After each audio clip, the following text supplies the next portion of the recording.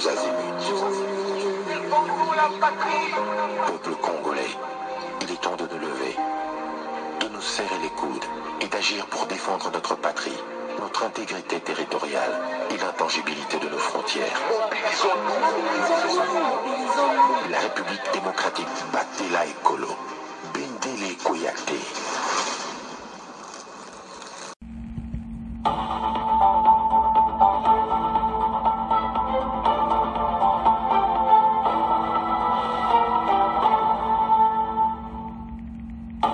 Bonsoir, bonsoir, bonjour, c'est Congo News 24. Bande Konanga, comme toujours avant de commencer notre émission, nous disons merci à Dieu.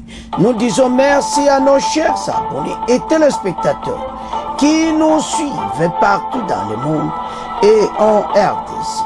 Bande Konanga, soyez les bienvenus. À la une, chers téléspectateurs, Bande qu'on va commencer avec la défense de la patrie. Bemba à l'université de Kinshasa. Suivi. Et Yindi Bandeko. Mobilisation nationale. Bemba, nous tous derrière FARDC. Et puis, Genyoso, nakati armée. Donc, message à Bembe Zotambola RDC Mobima Aeko Sukisa na université de Kinshasa. Alors, Bandeko Yindi Nandenga Mukete. Tokoyo Kango. Peut toko développer mon émission là. Deuxième point, chez téléspectateurs. Vérité sur Kabila a détruit l'armée, même formule, CNDP, RCD et même M23. Donc, même formule, banda qui va kamo on a Kagame, RDC Mawatro. Alors, bon, il y a une question qui va Kabila. Banda ça somo. Mais avant tout qu'il y ait Kabila, toko loba, formation ya armée, ma solo na ba généraux, oyo Kabila a sala ba mixage na ba brassage pe a détruire sa armée na biso.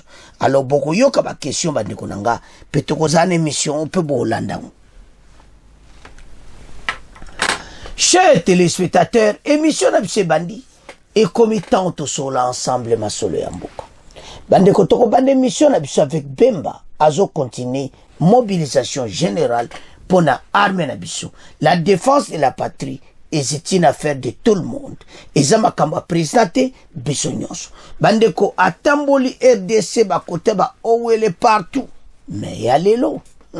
Et ça ko yinda na université à Kinshasa. Bemba devant les étudiants, le ministre de l'enseignement supérieur a la tenu à FARDC. Et ça y a ko yinda. Et si yindi boko mona ministre de l'enseignement supérieur en tenu à FARDC. Mama Thérèse. Masolo Kitoko. Alors, et là qu'on est toujours conscientisation. Congolais à comprendre que ça c'est ma patrie. Mon colocoya comme meka Kinshasa. Ba jeune son université ba ko simbayo. Donc ce pays bande kotala. Boye to boyo ka deuxième point. Kabila Mawatronde bo mon kana titre. Ta bande ko Kabila ju souka na ba question souka balobeli na pe do boyo kama kamebeldo eza somo na deuxième partie. Alors la situation tozanango mena eza qu'il faut armer et comme munene parce que toza attaqué le pays est menacé. Alors après tout naïe ayembala oyo na enseignement supérieur wapi na université Kinshasa. Yoka makamba yipsi betidio. C'est comme ça l'éveil patriotique. Congolais n'y a comprendre pas payer za kokende. Bande ko bemba zo sala grand boulot, mais tu dis qu'il n'a venir masolo kito. Totan. Ah, bande ko makambo yo. Eza ya kosakana te. Batebele bazo comprendre bemba nanu te me boye bango après bozo rêver. Défense de la patrie. Bemba à l'université de Kinshasa. Suivez. L'appel à la mobilisation nationale derrière les forces armées de la République et son commandant suprême lancé par le chef de l'État, Félix Tshisekedi Tshilombo, a trouvé des relais à travers le gouvernement Soumino. Par le canal du vice-premier ministre, ministre des Transports, voies de communication et désarmement. Jean-Pierre Bemba, Transport, voies de communication et désenclavement, et ministre de l'enseignement supérieur, qui continue de mobiliser la jeunesse congolaise, singulièrement estudiantine. Bandeko, tala ministre Nabiso n'a tenu à faire d'ici. Masolo Kitoko. À son tour, le VPM Jean-Pierre Bemba est resté focus à la mobilisation des jeunes. Vous êtes jeunes et futurs cadres de demain. Nous avons 9 pays voisins. Le seul est devenu dérangeur depuis l'arrivée de son président actuel, c'est le Rwanda avec 4 incursions depuis 1996. C'est vous dire qu'il allait diriger ce pays. Demain, vous devez au courant des motivations dévastatrices de ce pays. Vous devez appuyer l'armée et vous enrôler pour être des cadres dans l'armée. Faites confiance au chef de l'État et acceptons tous sa main tendue. Il est sur la bonne voie, a exhorté le VPM Jean-Pierre Bemba, qui a annoncé à poursuivre cette campagne de mobilisation à travers les pays qu'on l'a fait à Kisangani, Kindu, Isiro, Gemene, Bandundu. Bino bozaba cadre étudiant. Beaucoup d'armées, beaucoup d'armées officiers, généraux, colonels. Aza ko mobiliser ba on laksa bango que tozana 9 pays voisins seul voisin zo tung sabiso Kagame match za mobulu tolanda bongo to avance. Universitaire Marie-Thérèse Sombo mène une sensibilisation auprès de la communauté estudiantine. Le vice-premier ministre des Transports et Voies de Communication était également dans cette conférence. Alain Bikaï. La défense de la patrie est une affaire de tous les Congolais. Depuis l'appel à la mobilisation générale lancé par le chef de l'État, Félix-Antoine Tshisekedi Tshilombo, la ministre de l'Enseignement supérieur et universitaire, professeur Marie-Thérèse Sombo, est passée devant la scène pour sensibiliser la communauté universitaire sur le rôle qu'elle doit jouer. C'est dans cette optique que s'inscrit cette conférence sur l'éveil patriotique à l'université de Kinshasa. Dans son exposé, le vice-premier ministre des Transports, Jean-Pierre Bemba Gombo, a galvanisé la jeunesse estudiantine sur son engagement patriotique. Consciente du rôle d'avant-plan que doit jouer la communauté universitaire dans cette guerre d'agression rwandaise, la professeure Marie-Thérèse Sombo recommande l'insertion des enseignements paramilitaires car la jeunesse estudiantine est l'une des sources intarissables pour la nation congolaise. Il est question de renforcer la résistance des étudiants face à la guerre d'agression et aux enjeux sécuritaires actuels.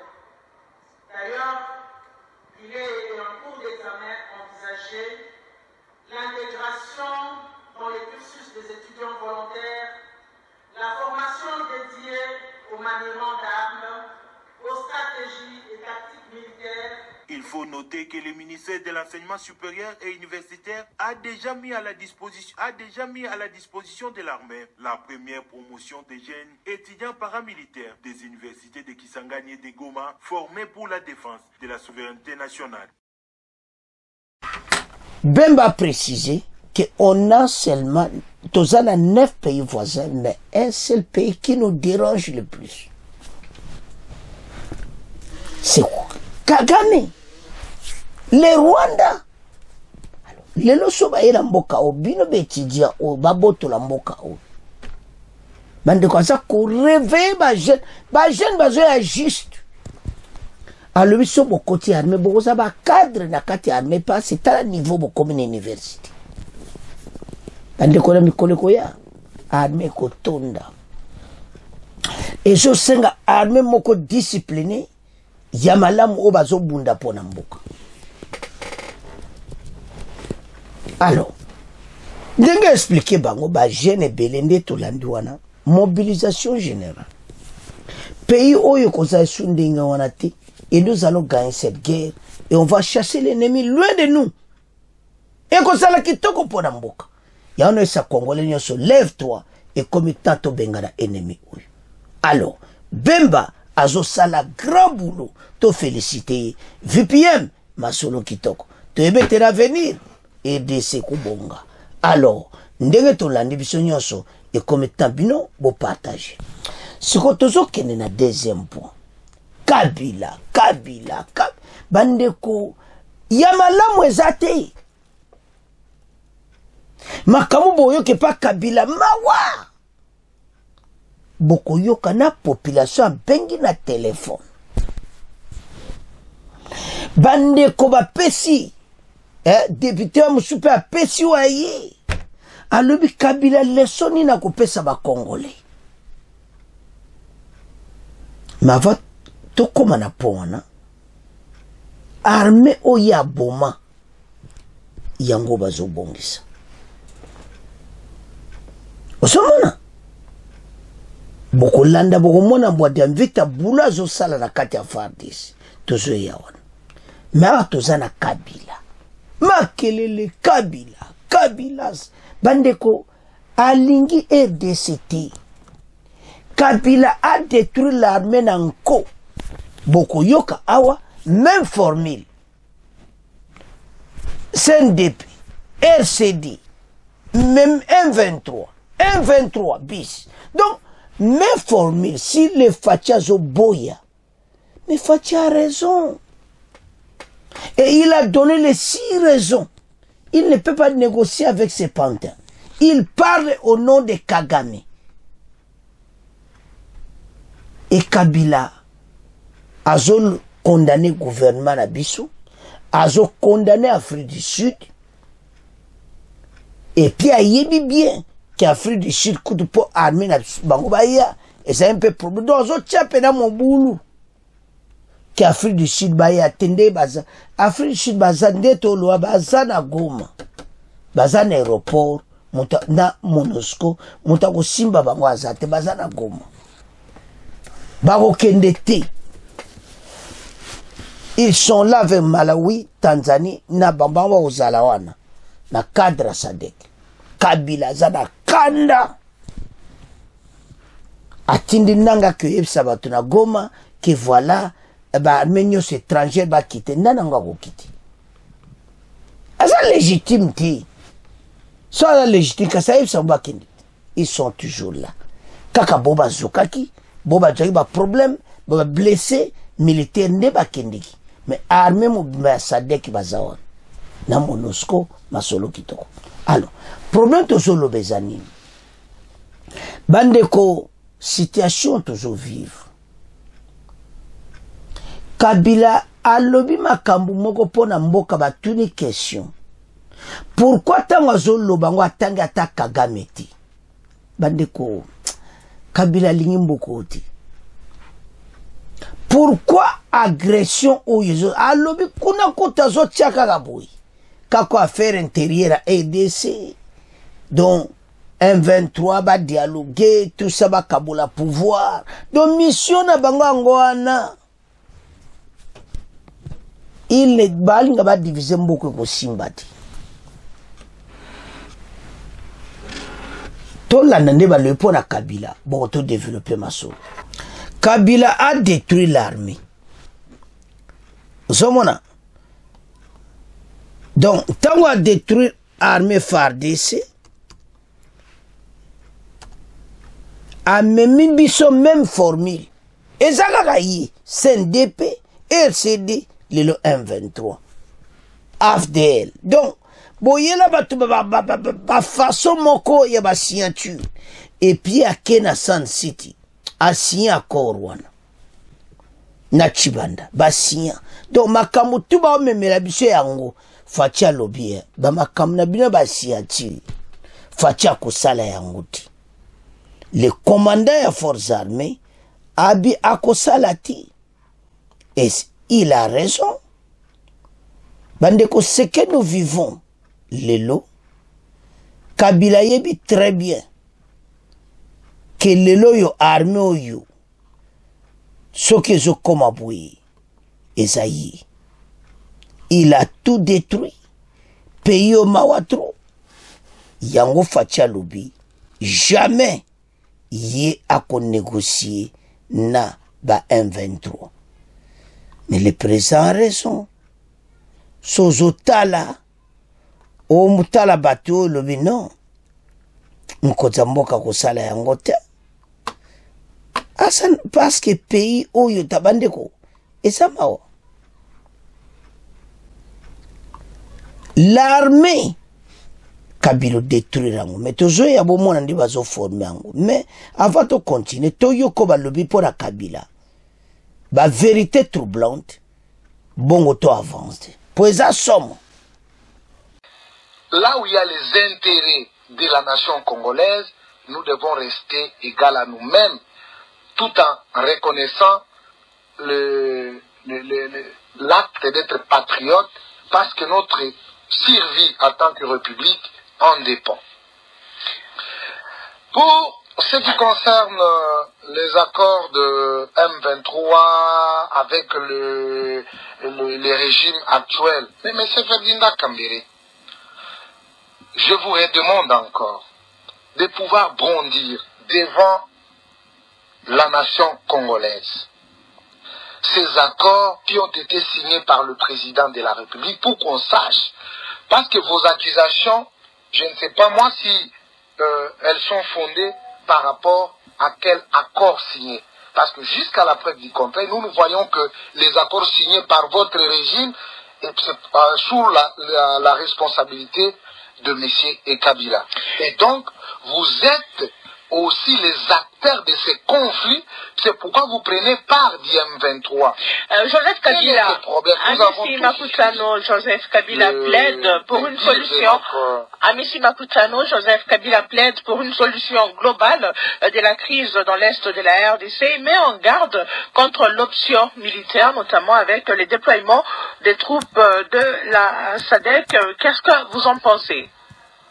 Il faut retenir, madame, que Kabila ne gère pas ce pays. Il ne gère pas ce pays. Ce pays a un président de la République. C'est un fils qui fait des propositions. C'est un fils du pays, un ancien président qui fait des propositions. Lui, lors de sa gestion, il avait invité combien des armées dans notre pays? Il faut qu'on se le dise. C'est une histoire récente. Alors, il veut donner des leçons à qui? On a un souci avec ces velléités expansionnistes du Rwanda. Ils ont fait éruption combien de fois en République démocratique du Congo? Bien sûr, nous reconnaissons qu'ils sont entrés avec l'armée rwandaise. Mais après la fuite de James Kabarebe, ils ont refait surface. Il y a eu les RCD, il y a eu les CNDP, et plusieurs rébellions. Aujourd'hui, nous avons la M23. C'est toujours dans le même formule, madame. Le président de la République est formel. On a besoin de la paix, rien que la paix. Le peuple congolais n'est pas un peuple violent. Aujourd'hui, nous sommes en train de voir ce que nos amis nous ont amené, cette histoire de couper les gens avec des machettes, de tuer l'arme facile pour perdre le vie des Congolais. Ce n'est pas l'habitude du Congolais. Mais aujourd'hui aussi, dans votre régime, tout ce que vous dénoncez là, du régime passé, on les retrouve aussi, Amissi Makutano. Donc, il faut comprendre que le président de la République, aussitôt arrivé à la tête de la République, il n'a pas fait chasse à l'homme. Il a laissé chacun à sa place, même s'ils disent le tribalisme. Est-ce qu'ils peuvent démontrer ce tribalisme? Nous avons combien d'institutions dans ce pays, à part le président de la République? Nous avons le gouvernement de la République qui est dirigé par Madame Souminois. C'est quelqu'un du Congo central. Le Parlement, c'est le président Vital Kamerhe, il est du Sud Kivu. Le Sénat, c'est le président qui est du Katanga, Samé. Mais à travers le ministère, le Nord Kivu, le Sud Kivu, tout le monde est représenté au sein du gouvernement. Et pourquoi on peut brandir cette parole justement pour chercher le prétexte à pouvoir diviser les gens? C'est dans ce pays où nous avons trouvé un président Moussouaïli, un premier ministre Moussouaïli, un président du Sénat Moussouaïli, et ainsi va la vie. Merci, Amissi Makutano. On va aller non, même celui qui garde le président de la République, c'est quelqu'un d'ici de Kivu. Mais quand il parle du tribalisme, c'est un faux fouillant, madame. La mauvaise gestion, c'est sous la règne de M. Kabila, où on a trouvé les gens des régimes avec des cartes qui sont codées dans le compte du trésor et il pouvait utiliser, brader l'argent de la République. Merci Amici Makutano. Bande Kotolandia, ba vérité troublante sur Kabila. Lesoni ya kopesa mboko yo, a bebisi mboka, a détruire yango, a memeli batuba, ba formule ndenge na ndenge, a signé ba contrat na ba RCD, ba CNDP, et puis moutraye Kamere. Ça c'est l'autre aussi yewana. Mais toya be mission à Kamere ya mkomusu. Donc Kabila, façon dont amemaki mboka oyo, ayaki neka ka bendi balare sila. Bandeko ba détruire pays na ndenga mokiti. Ba tiki pays na kati ya gouffre. Ba dossier facha kuta ye Kabila ibi. Mawato. Alors, il y a signé na bango kimi ne pouvoir fachinda ya kolanda ba dossier. Non. Alors, to landi wana bola na ndeko wana wa tuni o asuka. Ame Kabila. Ozo ya po déclarer makambo alingi Afrique du Sud même azalawati. Na batu na yo wana. Olingi Afrique du Sud bazalawati. Oye oza kolwa mabe. Bandeko ndeko apena lobeli Kabila. Atangi manona ta le pays est attaqué. Donc azane na mawa Congolais ti. Osoma ndeko andenga asasi. Alobi penza. Alors, ba véritable eza obine faut partager. Kabila Nikolo yo ya kokota wati toko tike bongo te ndenga zana pression azozwa na oyo bazo pese na babemba akoyati bo bazozela Kabila boko se retrouver que Yaya a qui exil forcé. Mais on va apprendre d'abord cet auditeur qui nous appelle depuis la ville de Kisangani dans la province de la Chopo.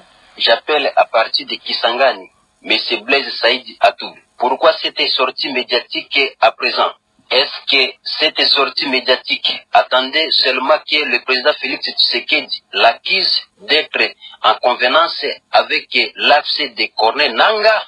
Pourquoi Joseph Kabila a fait sa déclaration sans citer l'AFC de Corneille Nangaa pendant que les deux groupes rebelles sont en train de menacer le pouvoir de Kinshasa? Pourquoi Joseph Kabila a fait son choix en Afrique du Sud pour sa sortie médiatique pendant que la classe politique sud-africaine réclame que les soldats sud-africains regagnent leur pays? Les déclarations de Joseph Kabila sont restées trop philosophiques. Il faut que les services de sécurité se réveillent.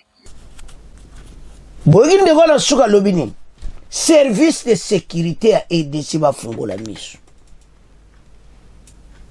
Pourquoi le bibon? Il a yébinde quoi? Yatal ena batu suso ba lobby bolanda. A lobby makamutu Kabila sali wana. Aza pour Kagame, pour les 1-23 et tout ça. Nandinga atia mobulu na Afrique du Sud. Pourquoi pone Afrique du Sud? Pour atia mweke Afrique du Sud, armée na bang. Pourquoi tangi armée Afrique du Sud na kata makamunaï? Et puis pour, donc na nyonso wana. Service à sécurité bo fungola miso. So Kabila kanda zo kota na frontière. Batie maboko. Nde kwa ndinga lobby. Macheza mobulu. Wana zolo ba ndoki ya Kongo ba oseka ba okangete. Bon. Wana toyebi bino. Alors, match ndenge ezali, ezate Kabila a un problème sérieux. Et je ne suis pas sûr qu'il peut rentrer. Ba dégâts total na pays. Pep bolandi ne bato bazoloba. Ba dégâts mabe atiki pays. Do yali pays bongati. Ba fatine ba osa ko bongsaka tina bo autoroute, ba osala ba périphérique na Kinshasa balinga ba bongsa mboka basala ba tram basala ba train grande vitesse biloko ebele aye ba projet il faut freiner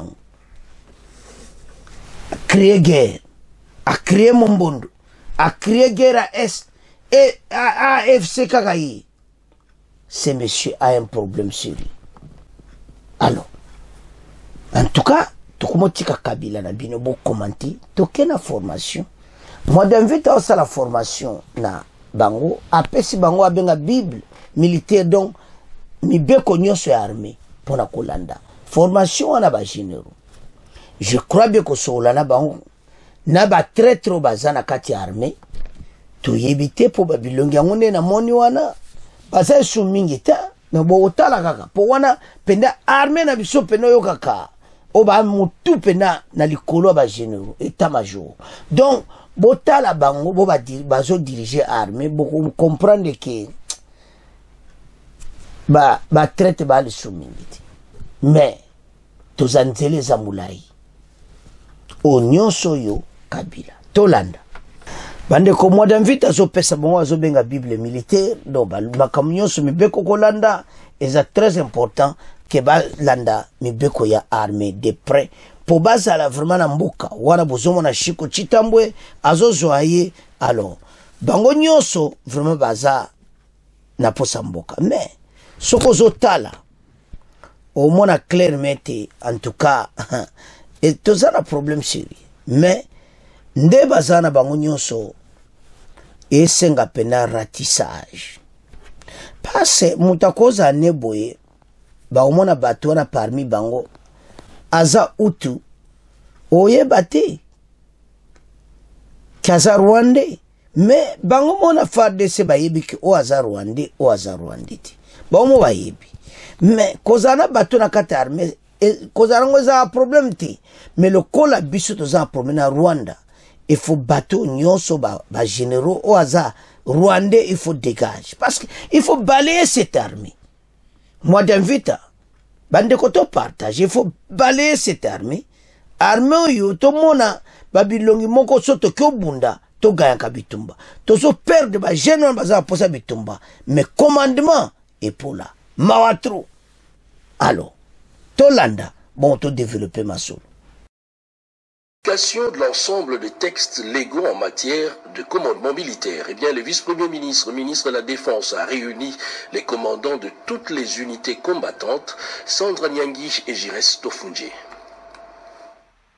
Au cours de cette réunion de travail avec les officiers militaires des différentes unités de l'armée congolaise, le vice-premier ministre, ministre de la Défense nationale et des anciens combattants, Guy Kabombo Modianvita, a donné les directives ministérielles permanentes sur la gestion des FARDC au sein de leurs différentes unités. Ces directives sont consécutives aux échanges avec les différents responsables des structures de commandement et aux itinéraires dans les garnisons pour que celles-ci répondent valablement dans les normes à l'ambition du commandant suprême des forces armées, Félix Antoine Tshisekedi Tshilombo, chef de l'État, aux menaces auxquelles fait face la République démocratique du Congo. À cette occasion, le VPM de la Défense nationale et des anciens combattants a appelé ses officiers généraux à mettre en application tous les textes légaux et réglementaires relatifs à la défense nationale. Ces documents ne sont pas arrangés dans les tiroirs, mais doivent vous guider dans la prise de décision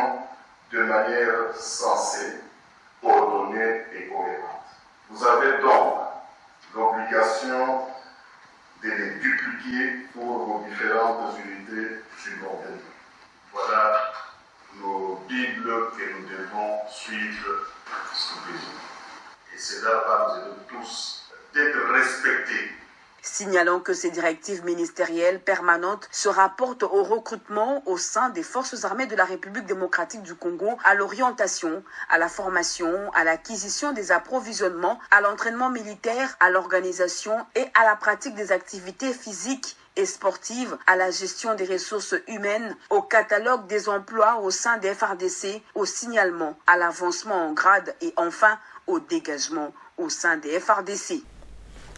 Bande kotolandi biso nyonso donc eza mawa pays oyo ezoke na direction a bien les problèmes toza nango eza ba commandement na biso eza ki infiltré ya tout tande ba pesi ba bible militaire donc ba beko nena kotambusa armée mais ba ju formation ba otanga ba yebi yango. Mais boba zaka litoyi na Rwanda litoyi na RDC donc adjo motema na kabole yango adjo pena kote kona bia pesa kota Kagame kote ya mabe atikela biso akabola motema na ndey parti Rwanda RDC donc baza ba Rwandais mais natali wana nde totali video na moi pele ba mingi pena le shooter boto éviter ce cas mikolo basa su mwesa ya zaza na kati ya M23 to éviter bele basi bakimi na ba alors pour mona comment makambo ezalaki bolande mele bandeko bazoloba Jem Kabere be pa kimeka kokimata au chef d'état-major Rwandais yewana mais azaki chef d'état-major na EDIS botale pas payer wuti ya no senga tozala bomoko ensemble pays kozala pas comme les autres alors bana mboka tolandi mwa dia mvita tolandi nyonso nde baloyi mpona Kabila bo partager yango ces messieurs en tout cas mikolo biso kaka na ye atika mboka na biso akanga ba plan na ye akende asko milliardaire maso nyoko tala makambo yo mbongo biso mo kaka metala esaliba AFC M23 bayokana Kagame vrai boule ya Kagame ocha mutuma kasi amona batulo kwa bakabila bazana simana ye bandeko totele mako bola mukabolandi bandeko toyaka nango po bino bo partager batu bayoka ba congolais nde bazoloba mais pourquoi boza boy malili boy bana mboka totele ma pour ce pays ba message à kafu kafu bo partager mission alors to comme on a fait mission bo s'abonner massivement yozo tala nano s'abonner te abonner mbala moko pour awa otangi oyoki masolo kitoko c'est à ce point comment clôturer mission au revoir à la prochaine.